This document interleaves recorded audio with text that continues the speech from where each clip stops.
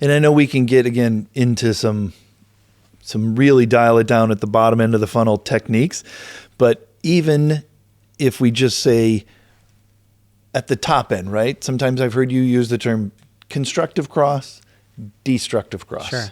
Tell me about that. What maybe is a tactical choice in order to get some of those facts there. What is that? Sure. So when my dad, Roger, and Larry Posner, who's also a big NACTL guy, started writing about this stuff in the 80s, and then into the 90s, they talked about constructive and destructive cross-examination.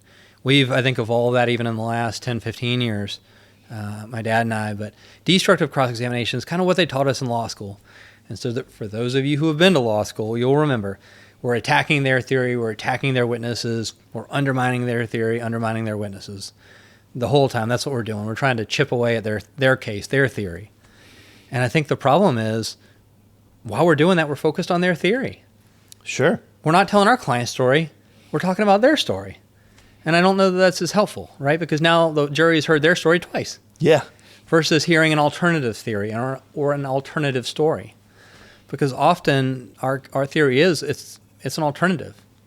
Absolutely. You need to present something up there, right? Something other than just nuh-uh. Yeah. Because nuh-uh is not a great argument strategy.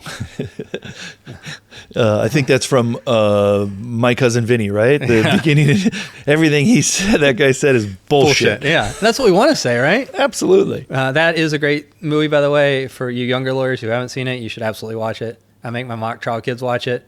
I think they say fuck like 20 times, which I realized after a parent emailed me about their high school kid watching that movie, but there's a lot of true to life in that movie.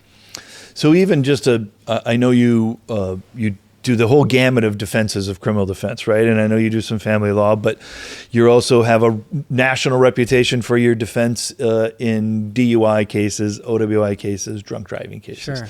And so I think of that in perhaps what are some simple facts in a everyday drunk driving case, field sobriety, that you're going to pull out like a constructive cross rather than my client didn't do this, didn't do this, didn't do this. My client did something positive. Sure. And so I think that's a great example you give us, Aaron.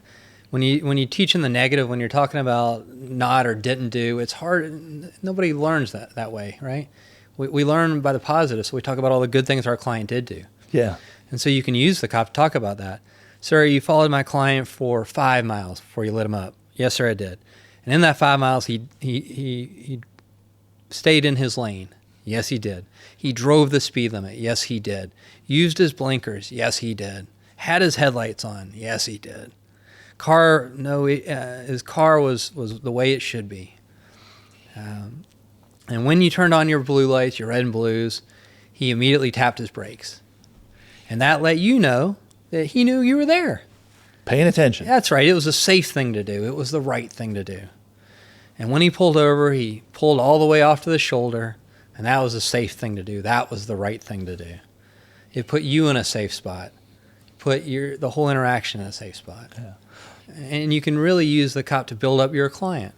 If you want to do it, you can even kind of turn it into a contrast cross where you start contrasting between what your client did and what drunk people do. Absolutely, right? Because if you do it in the negative, you're really creating the picture of what drunk people do. That's right. You know, my client, he didn't weave. Yeah. But what do we as an audience see in our head? It's like when you go to the store, right? And you tell your kid, you're like, don't ask for treats.